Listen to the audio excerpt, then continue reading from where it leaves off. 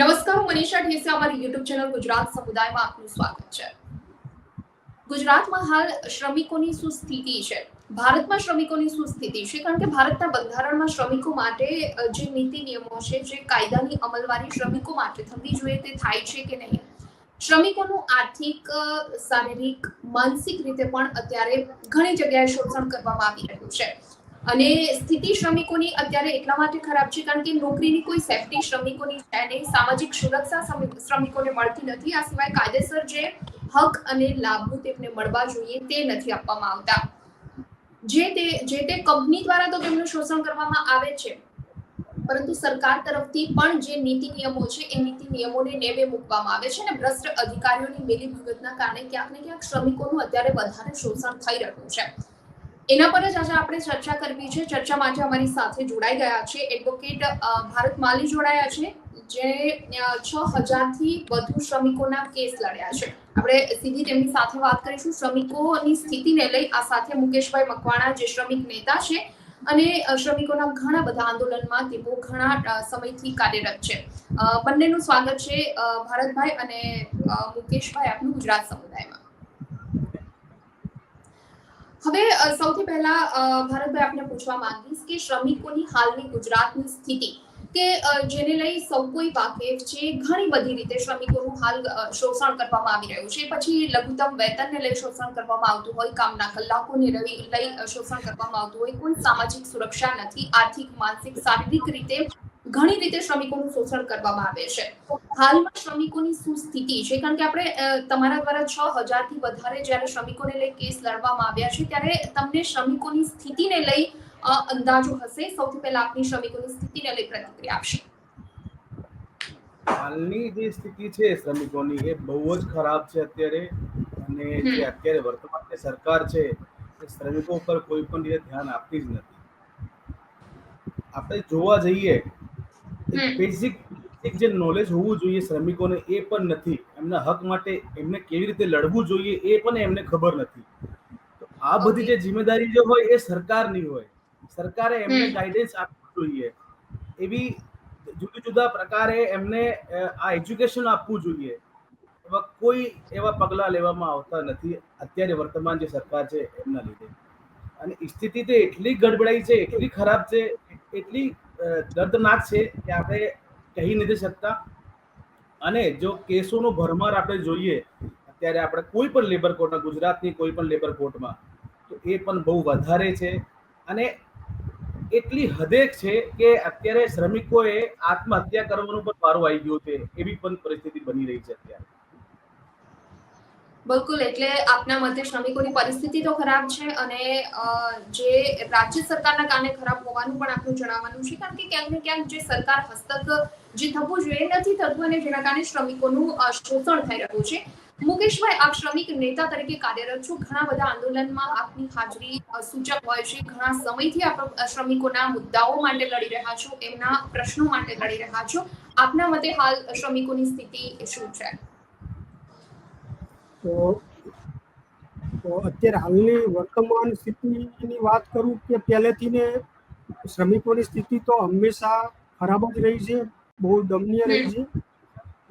વર્તમાનની અંદર તમે કોઈ પણ જગ્યાએ તમે જાઓ તો ક્યારે પણ શ્રમિકોના મુદ્દાઓને લઈને નથી કંપની મેનેજમેન્ટ વાત કરતી, નથી ઓનર વાત કરતી, નથી સરકાર. ઇવન સરકારની તો જવાબદારી જ છે, છતાં પણ સરકાર પણ શ્રમિકોના મુદ્દાઓને લઈને કંઈ પણ જાતની વાત નથી કરતી. બલકે મેનેજમેન્ટને પ્રમોટ કરે છે, કંપની ઓનરોને પ્રમોટ કરે છે કે તમને આ સબસિડી આપીએ, તમારું પ્રોડક્શન, તમારી પ્રોડક્ટિવિટી આટલી બધી વધશે, તમને આટલા પ્રોફિટ મળશે. તો એમને જે બેઝિક ઇન્ફ્રાસ્ટ્રક્ચર છે એમાં પણ એમને લોન માફ કરવામાં આવે છે, એમને ઘણી બધી આર્થિક સગવડો કરવામાં આવે છે. પણ જ્યારે શ્રમિકની વાત કરવામાં આવે ત્યારે સરકાર રહી બહેરી મૂંગી થઈ જાય છે. ત્યારે શ્રમિકોના મુદ્દાઓને લઈને કાંઈ સરકારને સમજાતું નથી. તમે અત્યારે હાલ પણ જુઓ, રોજબરોજની ઘટનાઓની અંદર અત્યારે હાલ શ્રમિકોની સેફટીને લઈને કોઈ જ કંપનીની અંદર કે કોઈ જગ્યાએ ક્યાંય છે નહીં. હમણાં રિસન્ટલી વટવા જીઆઈડીસીની અંદર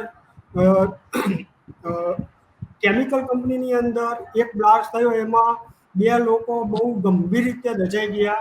એક 70% જેટલો, એક 20%ની આજુબાજુ, એ લોકોનો શું વાંક હતો? પૂરતી સેફટી નહીં હોવાના કારણે આટલું હજારડસ ગ્રુપ છે, આટલી હજારડસ કેમિકલ ત્યાં યુઝ થાય છે, છતાં પણ સરકારનું પેટમાં પાણી હલતું નથી. તો એની પરથી તમને ખબર પડશે કે વર્કરની અત્યારે હાલ કંપની કાર્યસ્થળ ઉપર કેટલી એમની સિચ્યુએશન ખરાબ છે. બિલકુલ, એટલે પરિસ્થિતિ મુકેશભાઈ તમે જણાવ્યું એ પ્રમાણે પણ ખરાબ જ છે. ભારતભાઈ, લેબર કોર્ટમાં જે તમે કહો છો એ પ્રમાણે કેસનો ભરાવો છે જ. હવે શ્રમિકોને કોઈ પણ મુશ્કેલી પડે છે, એ કેસ લડવા ઈચ્છે છે, છતાં પણ તેઓ કેસ લડી શકે છે, એમને ન્યાય મળે છે. ન્યાયની જે ટકાવારી છે એ કેટલી આપણે ગણી શકીએ? કેટલા કેસમાં શ્રમિકોને અત્યાર સુધી ન્યાય મળ્યો હશે? એકચ્યુઅલીમાં તો બેન ટકાવારી પ્રમાણે આપણે ના કહેવાય. એમને એવિડન્સ, જે કામદારો જોડે જેટલા એવિડન્સ હશે એ પ્રમાણે એમનો કેસ વધારે મજબૂત થાય છે. અને એવિડન્સની વાત કરીએ તો અત્યારે જે સંસ્થાઓ જે સંસ્થા જોડે એમને કામ કરતા હોય છે એ સંસ્થા જ એમને એવિડન્સ આપતી જ નથી. બિલકુલ. તો એ જે મેનેજ થવું જોઈએ, એ જે ડોક્યુમેન્ટ્સ આપવા બધા જોઈએ એમને, બરાબર, મિનિમમ વેજ જો હોય, એમને પગાર સ્લીપ હોય, એમને હાજરી કાર્ડ હોય, એ નાના નાના વસ્તુ છે, એ જે મેનેજમેન્ટ છે એ એમને આપતું જ નથી. અને એના કારણે એ લોકો સક્ષમ થતા જ નથી કે એ લોકો લેબર કોર્ટમાં કેસ કરી એ લોકો લડત આપી શકે અને પોતે ન્યાય મેળવી શકે. એટલે ભારતભાઈ, શ્રમિકો ફાઇનાન્શિયલી એટલા કેપેબલ મારા મત પ્રમાણે હોતા નથી કે તેઓ કોઈ પણ કેસને લાંબા સમય સુધી લડી શકે. અથવા એક વસ્તુ એ પણ હોઈ શકે કે શ્રમિકોમાં ક્યાંક ને ક્યાંક એ બાબતની જાગૃતિનો પણ અભાવ છે કે એમનું કયા પ્રકારનું શોષણ થાય છે, કેટલું શોષણ થાય છે, ત્યારે તેઓ આ પ્રકારના કેસ કરી શકે છે. આવી કોઈ જોગવાઈ છે લેબર કોર્ટમાં અને આ રીતે કેસ લડી તેઓ ન્યાય મેળવી શકે છે? આવી ક્યાંક ને ક્યાંક જાગૃતિ પણ એનામાં નહીં હોતી. એ બેન, એ જાગૃતિ પહોંચાડવાની સરકારની જિમ્મેદારી છે, એ કોર્ટની જિમ્મેદારી નથી. એ સરકારનો ઈ પ્રોબ્લેમ છે. સરકારની દાયિત્વમાં આવે છે આ વસ્તુ, કે એમને આ બધું જાણકારી, એજ્યુકેશન આ શ્રમિકોને આપવા જોઈએ, તાકી જેના લીધે એ લોકો પોતાના જાત માટે ઊભા રહી શકે અને પોતાને જે અન્યાય થઈ રહ્યું છે એના માટે લડત આપી શકે. એ સરકારની જિમ્મેદારી બને છે, કોર્ટની જિમ્મેદારી નથી બનતી. હા હા, એટલે મારું કહેવાનું ક્યાંક એવું છે કે સરકાર તરફથી શ્રમિકો માટે જે કામગીરી કરવી જોઈએ નથી થતી, કારણ કે શ્રમિકો માટે જે કાયદાઓ છે એ કાયદાઓનું ક્યાંક પાલન નથી થતું. એના કારણે જ કોઈને કોઈ કંપનીઓ દ્વારા, કોન્ટ્રાક્ટરો દ્વારા એમનું શોષણ કરવામાં આવતું હોય છે. એટલે સરકાર જ તેમની જિમ્મેદારી નથી નિભાવતી. એમના સુધી જે જાગૃતિ પહોંચાડવી જોઈએ, જે યોજનાઓ થકી એમને જાગૃત કરવા જોઈએ, એમને જે લાભો આપવા જોઈએ, નથી અપાતા. ક્યાંક ને ક્યાંક મારું પણ એવું જ કહેવાનું છે. એ હકીકત છે. હવે બેન, એક વાત સમજો તમે, જ્યારે સરકાર જ પોતે સરકારમાંથી જ એ લોકો કોન્ટ્રાક્ટ આપતી હોય, કોન્ટ્રાક્ટરોને આપતી હોય, બરાબર, એ પોતે કોન્ટ્રાક્ટ ઉપર રાખતી હોય કામદારોને, તો પછી એ પોતે ન્યાય કેવી રીતે અપાવશે? આઉટસોર્સિંગ ના લીધે એ કોન્ટ્રાક્ટ ઉપરથી રાખે છે, તો એ ઇનડાયરેક્ટલી તો શોષણ જ થઈ રહ્યું છે ને. એ સંસ્થામાં કામદારો કામ કરી રહ્યા છે અને એ સંસ્થા કોન્ટ્રાક્ટ ઉપર રાખે છે, બીજો કોઈ તો કોન્ટ્રાક્ટર જ નથી. એમાં તફાવત છે કે બીજો કોન્ટ્રાક્ટર હોય અને પછી એ બીજા પોતાના કામદારોને લઈને પછી આવે ને સંસ્થામાં કામ ઉપર રાખે. પણ અહીંયા તો જુદું થઈ રહ્યું છે. સંસ્થા પોતે કોન્ટ્રાક્ટ ઉપર રાખે છે અને સંસ્થા પોતે જ કોન્ટ્રાક્ટર બની જાય છે. બિલકુલ. પછી એ કેવી રીતે ન્યાય આપશે? એટલે ક્યાંક ને ક્યાંક રાજ્ય સરકાર નો જ એ જિમ્મેદારી કહી શકાય, અને જે સરકાર તરફથી નથી નિભાવવામાં આવતી. અને એટલે જ આજે ગુજરાતમાં લાખો શ્રમિકો એવા છે કે જે શોષણનો ભોગ બની રહ્યા છે. એમ કેમ પ્રકારે મુકેશભાઈ, સોરી આના લીધે સુપ્રીમ કોર્ટે જે કોન્ટ્રાક્ટર જે કર્મચારીઓ છે એમના માટે સુપ્રીમ કોર્ટમાં જાગો વિરુદ્ધ યુનિયન ઓફ ઇન્ડિયા 2024 નામના સુપ્રીમ કોર્ટે આ ચુકાદો આપ્યો છે. અને એ વર્કરની તરફેણમાં ચુકાદો આપ્યો છે કે તમે ઘણા સમય સુધી તમે જો કોન્ટ્રાક્ટ બેઝ ઉપર કામદારો રાખતા હોય તો પછી એ પરમાનન્ટ ગણાય. બિલકુલ. એ પરમેનન્ટ પણ ક્યારેય નથી કરવામાં આવતા. અને સરકાર તરફથી જ્યાં કાયમી કર્મચારીઓની ભરતી કરવાની હોય છે ત્યાં પણ વારંવાર કોન્ટ્રાક્ટ આધારિત કર્મચારીઓની જ ભરતી થાય. દરેક કામદાર સુપ્રીમ કોર્ટ સુધી નથી પહોંચી શકતો. અહીંયા ગુજરાત સરકાર જે લેબર કોર્ટ હોય અથવા હાઈકોર્ટ હોય અથવા સુપ્રીમ કોર્ટ હોય, ત્યાં બધા લીગલ એડ તરીકે સર્વિસ મળે છે. પણ એ પણ જાગૃતતા નથી કામદારોને કે આપણે ઈ વસ્તુને આપણો લાભ લઈ શકીએ. બિલકુલ બિલકુલ. મુકેશભાઈ, આપના પાસે આવવા માંગીશ. શું જે આપે જણાવ્યું એ પ્રમાણે સૌ કોઈને ખબર છે કે શ્રમિકોની સ્થિતિ હાલ ખરાબ છે. ખૂબ જ ઓછું લઘુત્તમ વેતન, સમયને લઈને પણ એમનું શોષણ એટલા માટે કરવામાં આવી રહ્યું છે કે 8 કલાકની જગ્યાએ 10 થી 12 કલાક તેમની પાસે કામ કરાવડાવવામાં આવે છે. શ્રમિક અત્યારે તમારી સાથે હાજર છે, એમનો શું પ્રશ્ન છે? એમનો એ પ્રશ્ન છે કે તમને ખબર જ છે કે વર્કરોનો અત્યારે હાલનો જે સૌથી આ બધા તો પ્રશ્ન છે એ સિવાયના પણ કંપનીની અંદર પૈસા ફસાઈ જવા, મજદૂરી અને ભુગતાનને લઈને, અને જેમ સાહેબે કીધું કે પૂરતા એવિડન્સ નહીં હોવાના કારણે લેબર કોર્ટની અંદર આપણે કેસ દાખલ કરી શકતા નથી, અથવા તો આપણો કેસ નબળો પણ પડી જાય છે. અને આ પ્રક્રિયા બહુ લાંબા ગાળાની છે. એની અંદર 2-3 વર્ષ લાગી જાય, 3-4 વર્ષ લાગી જાય છે. તો લાંબા ગાળાની પ્રોસેસ છે. અને એની અંદર શ્રમિકની પણ ધીરજ જે હોવી જોઈએ.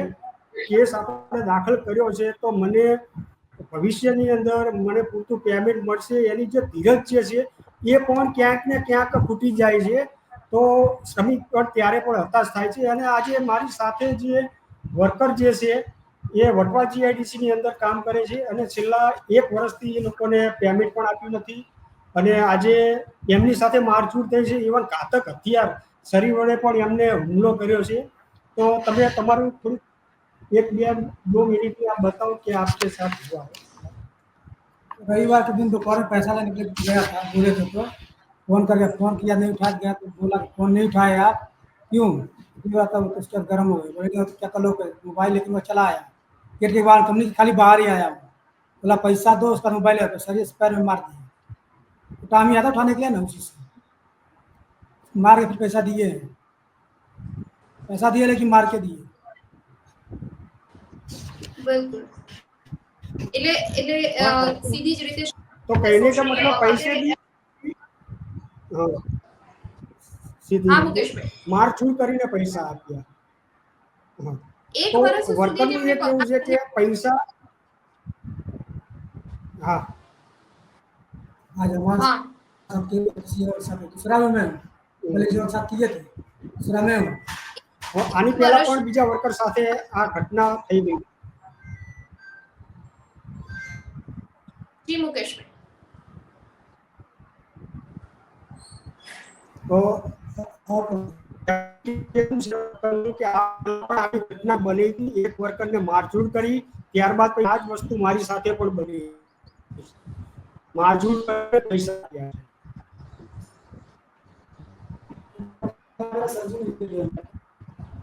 जवाब ना करे और कुछ नहीं मिले। आज मैं हूँ, कल कोई और आएगा, परसों कोई और आएगा। વર્કરનું એવું કહેવું છે કે આજે હું છું તો કાલે બીજા વર્કરને પણ આ સ્થિતિનો સામનો કરવો પડે છે. પૈસા નહીં આપવા, પછી ફરીથી મારઝૂડ કરી, અને પછી પૈસાનો હિસાબ કરવો, એ પણ અમુક દિવસો કાપી નાખવા. તો આ મતલબ એક બહુ મોટી ફેક્ટરીના નેચરમાં બહુ તાનાશાહી છે આ પ્રકારની. અને આ તાનાશાહી અમને વારંવાર અમારા ફિલ્ડની અંદર જ્યારે પણ અમે વર્કરો સાથે વાત કરીએ છીએ, એમની કમ્યુનિટીમાં જઈ વર્કરને, ત્યારે પણ આ મુદ્દાઓ આવે છે કે મારઝૂડ કરે છે અને પૈસા નથી આપતા. આપે છે તો ઘણો લાંબો સમય સુધી અમારે વેટ કરવો પડે છે, અથવા હિસાબ જે છે એ પૂરો નથી આપતા કે તે મારો માલ આનો ડેમેજ કરી નાખ્યો છે, અથવા તે આટલા કલાક જ કામ કર્યું હતું, તે મને પૂછ્યા વગર છુટ્ટી લીધી તો તારે 3 દિવસ કાપી દેવામાં આવશે. તો મતલબ હિસાબને લઈને જે કંપનીનું જે નેચર જે છે એ બહુ જ ખરાબ છે. અને આની માટે આપણે સહિયારો પ્રયાસ કરીને કંઈક આની આ દિશામાં કામ કર્યા જેવું લાગે છે. વકીલ સાહેબ. બિલકુલ બિલકુલ. ભારતભાઈ, શું કહેશો? આજે મુકેશભાઈ જે ઘટના જણાવી, એમની સાથે કામદાર પણ બેઠા છે. એમની જે પરિસ્થિતિ છે, 1 વર્ષથી પગાર નહોતો આપવામાં આવ્યો, આ સિવાય પણ ઘણી બધી મુશ્કેલીઓ તેઓ બેઠી રહ્યા છે. કયા પ્રકારે તેઓ લડત આગળ ચલાવી શકે ન્યાય માટે? બિલકુલ બેન, આ જે કામદાર છે એમને એક તો મજૂર કમિશનમાં જઈને એમને અરજી આપવી જોઈએ. મજૂર કમિશનમાં અરજી આપવી જોઈએ કે એમને જે પગાર આપ્યો છે ઓછું આપ્યું છે, ને એમની સામે જે પણ જેવી રીતે પણ વર્તન થયું છે એમને એક કમ્પ્લેન આપવી જોઈએ. બીજી બાજુ એમને જે એમની જોડે જે મારકૂટ થઈ છે, એમને મારામારી કરેલી છે, એની સામે એને પોલીસ ફરિયાદ કરવી જોઈએ. આ 2 રસ્તા છે, આ 2 જુદા જુદા કેસ થશે. એક માલિક ઉપર જે તે માલિક હોય એના ઉપર, અને મજૂર કમિશનમાં તમે અરજી આપો એટલે તમે સ્પેસિફિક અરજી આપવી પડશે કે આ લોકો મિનિમમ વેજ પ્રમાણે તમને પગાર નથી આપી રહ્યા, બરાબર, જે આપી રહ્યા છે એમાં પણ કપાત કરી રહ્યા છે. એ જુદા જુદા જે લેબર કમિશનર છે એ એની સામે એમને નોટિસ આપશે, એમની જવાબ માંગશે. જો એમનું સંતોષકારક જવાબ મળશે તો ઠીક છે, નહીં મળશે તો પછી જે મજૂર કમિશનર છે એમની સામે ફોજદારી ફરિયાદ જુદી એવી રીતે કરશે. બિલકુલ. એટલે મુકેશભાઈ, જે સ્થિતિ હાલ શ્રમિકોની છે અને તમારા દ્વારા પણ ઘણા બધા આંદોલનમાં આપ કાર્યરત છો, કેવા કેવા કિસ્સાઓ તમારી સામે આવતા હોય છે શ્રમિકોના શોષણને લઈ? તો મેં મારા 11 વર્ષના અનુભવની અંદર 5-6 એવા મુદ્દાઓ છે વર્કરના, જે વારંવાર અમને જોવા મળે છે અને એમની સાથેની જ અમારે સરકાર સામે અથવા મેનેજમેન્ટ સામે લડાઈ હોય છે. એક તો જે છે એ મિનિમમ વેજની વાત છે, પણ આજે મિનિમમ વેજ પણ તમને ખબર હશે કે આજે મોંઘવારીએ માજા મૂકી છે. આટલી મોંઘવારીની અંદર જે એમને મિનિમમ વેજ મળે છે એમાં પણ વર્કરનો પરિવાર જે ચલાવવો છે એ બહુ કઠિન છે. મારું તો સજેશન છે સરકારને કે મિનિમમ વેજ નહીં, એને લાઈવ વેજ આપો, લિવિંગ વેજ આપો, તાકી એના પરિવારનું પણ ભરણ પોષણ એ વ્યવસ્થિત કરી શકે. એમના બાળકોના શિક્ષા, એમના હેલ્થ, એમના રાશન પાણી, આ જે કઈ બધી વસ્તુઓ છે એ અત્યારે હાલ મને નથી લાગતું કે મિનિમમ વેજની અંદર વર્કર કવર કરી શકે. એને લિવિંગ વેજની પણ અત્યારે હાલ ખાસ જરૂર છે. બીજો મુદ્દો એ આવ્યો છે અમારી પાસે કે ફ્યુચર ઓફ વર્ક, કે જ્યાં પણ વર્કર કામ કરે છે એ 5 વર્ષ કામ કરે કે 10 વર્ષ કામ કરે, પણ એના જે સ્કિલ જે એની હોવી જોઈએ, એની અપગ્રેડેશન જે હોવું જોઈએ સ્કિલમાં, એમાં કોઈ જ વધારો નથી થયો. હેલ્પર છે તો 10 વર્ષ પછી પણ હેલ્પર છે, 15 વર્ષ પછી પણ હેલ્પર છે, પણ એને જે પ્રમોટ કરવો જોઈએ આગળ ઓપરેટર તરીકે, એને બીજા ટેકનિકલ કામની અંદર, તાકી એને પગારમાં એક જમ્પ સારો એવો મળે, એ અહીંયા વર્કરને મળતો નથી. એ હેલ્પર જેવા ગ્રાસરૂટના કામમાં જ વર્ષોથી જોડાઈ રહ્યો છે અને એમાં એના કંઈ વેતનમાં ફેરફાર પડ્યો નથી. બીજી વસ્તુ એ છે કે સુરક્ષાને લઈને તો અત્યારે હાલ પણ ઘણી બધી કંપનીઓ છે, સારું નેચર છે સેફટીને લઈને, ત્યાં સુરક્ષાના સાધનો પણ છે, એના ઉપકરણો પણ છે, પણ ઘણી બધી એવી કંપનીઓ છે ત્યાં ફાયર સેફટીને લઈને કોઈ જ એક્સટિંગ્વિશર કે એના સેન્સર એ આ બધું કંઈ છે જ નહીં. રોજ બે રોજ આજે તમને ખબર હશે કે સોશિયલ મીડિયામાં યા અખબારમાં કોઈ મોટી ઘટના આવે તો જ એને પબ્લિશ થાય છે, પણ તમને નહીં ખબર હોય તો જીઆઈડીસીની અંદર એવી નાની નાની એવી ચોટ લાગી જવી, હાથ આવી જવો, આવી બધી જે ઘટનાઓ છે એ આજે પણ પબ્લિશ થતી નથી. અને વર્કરની પણ એવી મેન્ટાલિટી કરી દીધી છે કે મારી ભૂલના કારણે મશીનમાં હાથ આવી ગયો કે મારી આંગળી કપાઈ ગઈ તો વર્કર પોતે એવું માને છે કે આ મારી ભૂલ છે, બલકે આ કાર્યસ્થળ કંપની સેફ નથી રાખતી, એના લીધે વર્કરના હાથને રોજને રોજ આંગળીઓ કપાઈ જાય છે. તો આ સેફટીનો પણ બહુ એક મોટો પ્રશ્ન, મુદ્દાઓ છે વર્કર માટે. એ સિવાય એના સ્વાસ્થ્ય માટેની વાત કરીએ કે લગાતાર કંપનીની અંદર કેમિકલની અંદર એક્સપોઝ થવાના કારણે નાની નાની જે કેમિકલના જે ડસ્ટો રોજ ડસ્ટ શરીરમાં જવાના કારણે લંગ્સમાં લોંગ ટાઈમ જે એને જે ડિઝીઝ જે છે અસ્થમા, ટીબી, આવા લાંબા ગાળાના જે રોગો જે થવાની શક્યતાઓ વધુ છે. તો એની માટે પણ કંપની ક્યારે ઓક્યુપેશનલ સેફટીને લઈને કાંઈ વિચાર્યું નથી, એમના હેલ્થ કેમ્પને લઈને કાંઈ નથી વિચાર્યું. તો આ પણ એક વર્કરનો બહુ અમારી સામે બહુ મુદ્દાઓ આવેલા છે. એ સિવાયની હું એક વાત કરું, સૌથી મહત્વની વાત એ છે કે જેન્ડર ઇક્વાલિટી. એક જ કંપનીની અંદર સમાન કામ કરે છે તો પણ સમાન વેતન નથી મળતું. આજે પણ મહિલાઓને 250 થી ઉપર હાજરી કંપનીવાળા આપતા નથી, અને એ જ કામની અંદર જે પુરુષ જે છે, જે મેલ, એને 400 450 ની આજુબાજુ હાજરી આપે છે, બલ્કિ કામ તો બે સરખું જ કરે છે, લોડિંગ અનલોડિંગનું નામ બધું. તો આ જે જેન્ડર ઇક્વાલિટી જે છે, એક સન્માનજનક કામ કરવાની જે વાત છે, આ વસ્તુ અત્યારે હાલ આ કંપનીના નેચરમાં નથી. અને બીજું કે અહીંયા જે વર્કરો જે છે, ખાસ કરીને તમને ખબર હશે કે માઇગ્રન્ટ વર્કરો છે, યુપી, બિહાર, રાજસ્થાન જેવા જે રાજ્યોમાંથી અહીંયા પલાયન કરીને અહીંયા રોજગારી માટે આવે છે. તો અહીંયાની જે સરકારના જે સોશિયલ સિક્યુરિટી જે મળવી જોઈએ, EF, ESIC, PF, bonus, gratuity, તો આ પ્રકારની જે સોશિયલ સિક્યુરિટી કંપની તરફથી મળવી જોઈએ એ ફક્ત ને ફક્ત કંપનીના પેરોલ પર કામ કરવાવાળા વર્કરો માટે જ છે. કોન્ટ્રાક્ટ, પેટા કોન્ટ્રાક્ટ, પેટી કોન્ટ્રાક્ટરના જે વર્કરો ગ્રાસરૂટ પર કામ કરે છે એમને કોઈ જ પ્રકારની સોશિયલ સિક્યુરિટી મળતી નથી. તો આ મને થોડાક, હું જે જગ્યાએ મારા ફિલ્ડના જે કામો છે ત્યાં મેજર હાઇલાઇટ છે આ વર્કરોની કે આ મુદ્દાઓ સામે અમે લડીએ છીએ. બિલકુલ મુકેશભાઈ, ખૂબ જ સરસ વાત કરી કે પ્રમોશનને લઈ પ્રોબ્લેમ છે એમના માટે, સેફટીને લઈ કોઈ વ્યવસ્થા નથી હોતી, એમના સ્વાસ્થ્યને લઈ કોઈ નથી વિચારતું, અને ખાસ કરી સોશિયલ સિક્યુરિટી, એમની નોકરીની સેફટીને લઈ જે વિચારવું જોઈએ એ કોન્ટ્રાક્ટરો દ્વારા કે સરકાર તરફથી નથી વિચારવામાં આવતું, જેના કારણે ક્યાંક ને ક્યાંક કામદારો હેરાન થઈ રહ્યા છે, શ્રમિકોને મુશ્કેલી પડી રહી છે. ભરતભાઈ, મુકેશભાઈએ જે પણ વાત કરી, આ બધી જ પરિસ્થિતિ અત્યારે શ્રમિકો તેમનો સામનો કરી રહ્યા છે, એના માટે તમારા માટે શું કરવું જોઈએ પોતાની સેફટી માટે કે પોતાના હક માટે, એમના હકનું જે છે એ એમને મળી શકે તે માટે એમને શું કરવું જોઈએ? બેન, પહેલે તો એમને બધા જે કામદારો જે કામ કરતા હોય એમને આપણી જે મુકેશભાઈ પરમાર છે એમના જેવા માણસો એમને પોતે બધાના કામદારોને એ એજ્યુકેશન આપવી જોઈએ. સૌથી પહેલા તો એ જો પોતે ઊભા થશે તો જ એમના માટે કે હું હોય કે મુકેશભાઈ હોય અમે લોકો કામ આવીશું.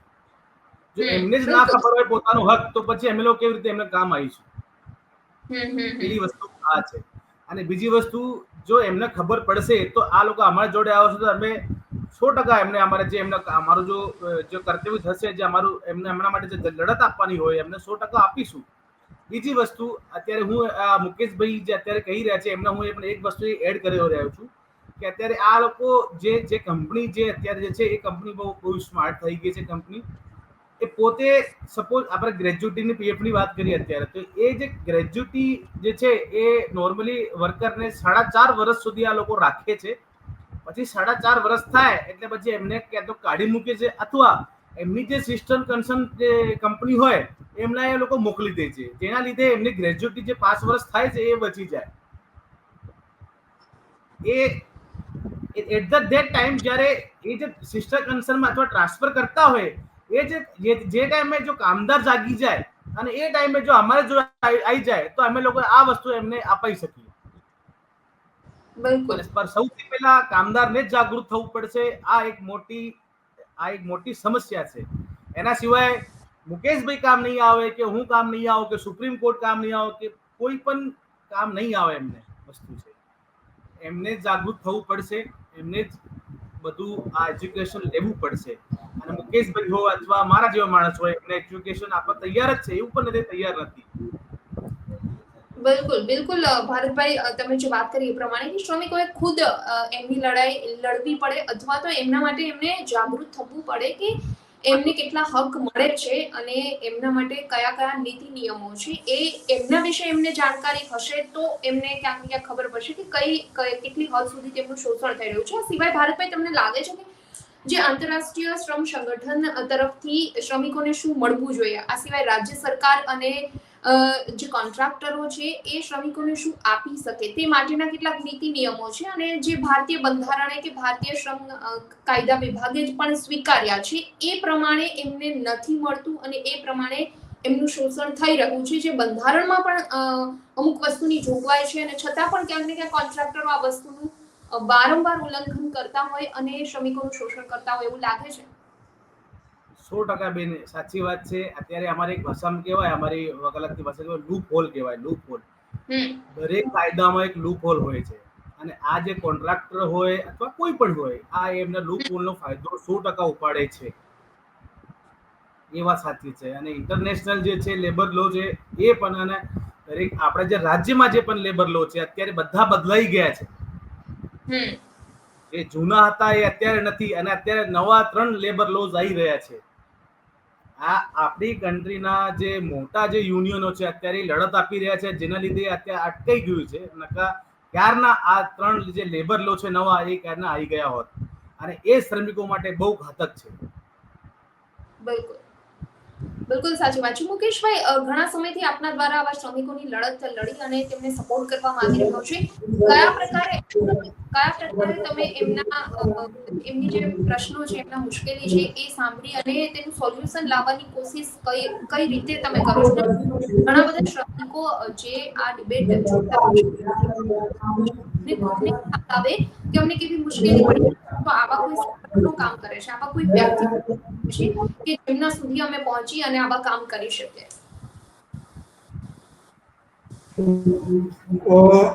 પહેલા તો જે વકીલ સાહેબે વાત કરી એ પ્રમાણે કે જ્યાં સુધી વર્કરને પોતાનો મુદ્દો નહીં લાગે, જે કઈ સમસ્યાઓ જે આપણે કોમન જે સમસ્યાઓ છે, મિનિમમ વેજની હોય કે મજદૂરી ભુગતાનની હોય કે કામના કલાકોની હોય, આ બધા જે મુદ્દાઓ જે છે વર્કરોના, જ્યારે વર્કર પોતે પોતાનો મુદ્દો નહીં માને કે આ મારો મુદ્દો છે અને આ લોકો અમને પાછળથી ટેકનિકલ ફીડબેક આપી રહ્યા છે કે લીગલી ફીડબેક આપી રહ્યા છે, આવી રીતે સપોર્ટ આપી રહ્યા છે, જ્યાં સુધી વર્કરને પોતાનો મુદ્દો નહીં સમજાય, પોતે જ્યાં સુધી આગળ નહીં આવે પોતે લડત માટે, ત્યાં સુધી આ લડત તો આગળ જવાની નથી.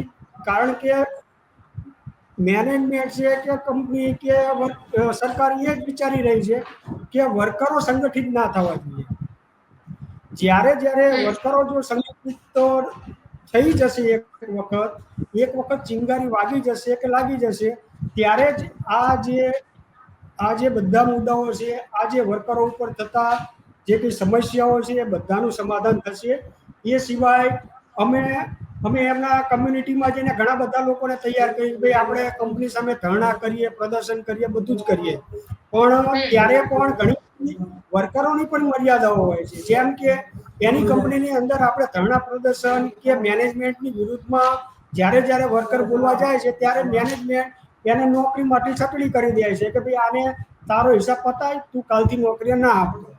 હવે ઓલો વર્કર અર્જન્ટમાં એને ત્યાંથી નોકરીમાંથી કાઢી મૂકો એટલે એને બીજી નોકરી મેળવતા 10-15 દિવસ કે એવી રીતે શોધતા એવા થાય, ત્યાં સુધી એના પરિવારની અંદર રોજ ખાવા પીવા વાળો માણસ લાવવા વાળો એ આ પૈસાની ભરપાઈ કેવી રીતે કરશે, એનું ભરણ પોષણ કેવી રીતે ચલાવશે?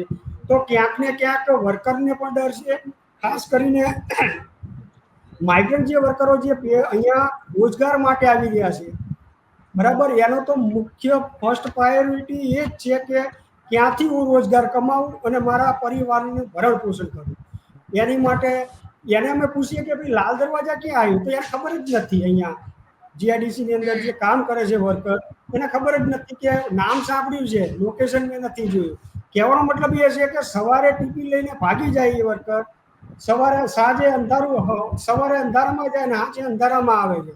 એને ક્યાં શું થાય છે એને કંઈ ખબર જ નથી. મતલબ એ કહેવાય ને કે એ એના જીવનની અંદર બંધવા મજદૂર તરીકે થઈ ગયો છે કે એનો આજુબાજુમાં શું ચાલી રહ્યું છે, કેવા પ્રકારની ઘટના બની રહી છે, સરકારો શું કરી રહી છે, એની જોડે કાંઈ જ મતલબ નથી. એને એમ જ છે કે બસ મારું ભરણ પોષણ થઈ શકે એટલે મને પૈસા મળે છે, એટલે મારે બીજા લફડામાં પડવું નથી.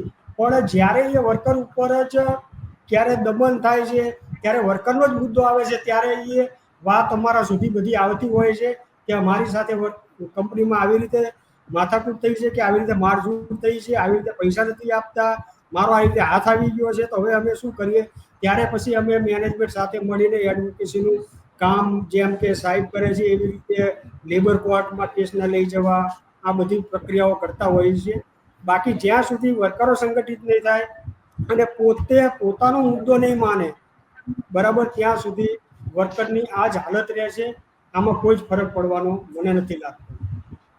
બિલકુલ, એટલે સરવાળે વાત એ છે કે વર્કરોએ સંગઠિત થવું પડશે અને આ પોતાનો મુદ્દો છે, પોતે લડાઈ લડવી પડશે, પોતે જાગૃત થવું પડશે, એ વર્કરોએ ખુદ સમજવું પડશે. ભારતભાઈ, છેલ્લો સવાલ આપને કે જે પણ કોન્ટ્રાક્ટરો દ્વારા મોટી કંપનીઓ દ્વારા વર્કરોનું શોષણ કરવામાં આવે છે, ત્યારે કોન્ટ્રાક્ટરો વિરુદ્ધ કેવા કાયદાની જોગવાઈ છે? કારણ કે લાગે છે ત્યાં સુધી ગુજરાતના મોટા જે પણ કોન્ટ્રાક્ટરો હોય છે, કંપનીના માલિકો હોય છે, એમની ક્યાંક ને ક્યાંક સરકાર સાથેની સાંઠગાંઠ હોય જ છે, એટલે એમને એવા કોઈ કાયદાના લાગે છે કે ડર હોતા જ નથી અને જેના કારણે જ તેઓ બેફામ આ રીતે શ્રમિકોનું શોષણ કરે છે. મનીષાબેન, આપની અવાજ કપાઈ ગઈ છે, મને સંભળાઈ નહીં. મારું કહેવાનું એ છે કે શું આવે જે છે?